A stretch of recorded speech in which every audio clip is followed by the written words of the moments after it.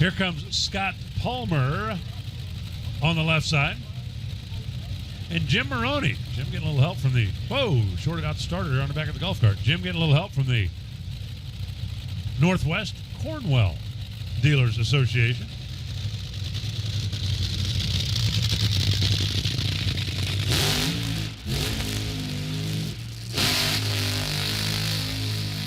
It's not often you hear somebody pedal one through the burnout, but that's exactly what Scott Palmer just did over there.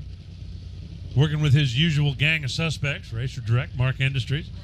Actually brought 2 cars out here to try to be a part of the Sunday show at Sonoma Raceway. And Scott Palmer, who has been spending more time as a crew chief than as a driver as of late, gets an opportunity to get suited back up. Jim Maroney took a long time to get it. Well, maybe didn't get it in reverse. They are pushing it back. Over here on the right side, just because it doesn't go backwards doesn't mean it won't go forwards, but this is taking a little extra time, burning a little extra fuel, and putting a little extra heat in that giant Hemi that sits behind him.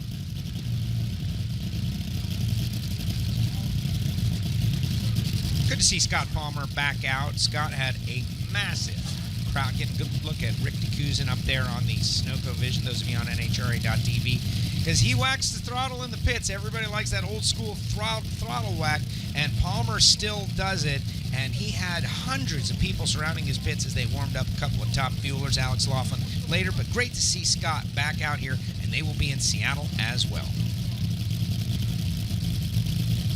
Keeping a close eye on Maroney's car up here to see just exactly what happens when he hits the gas. These cars have a centrifugal style clutch.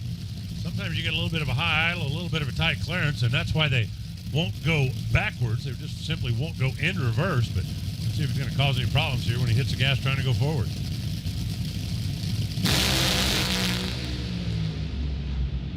Scott immediately goes up in smoke. 401, 269 miles an hour for Jim Maroney.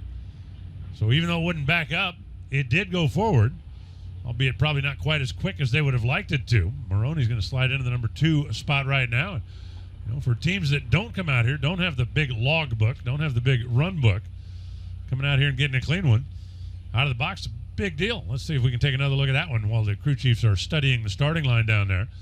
So Ron August first, Jim Maroney second, far into the racetrack. Palmer's car just jumped right up on the tire. You always watch when they hit the gas, and you can tell with funny cars, too, when they get out 200-300 feet. If the back of the car jumps up, that's when it loses traction, because it is a battle between the centrifugal force of the car or the tires trying to raise the car and the downforce of the wing or the tailgate trying to keep it pushed down. And in that case, Scott caught it very early, but you could clearly see that it jumped up as it broke traction.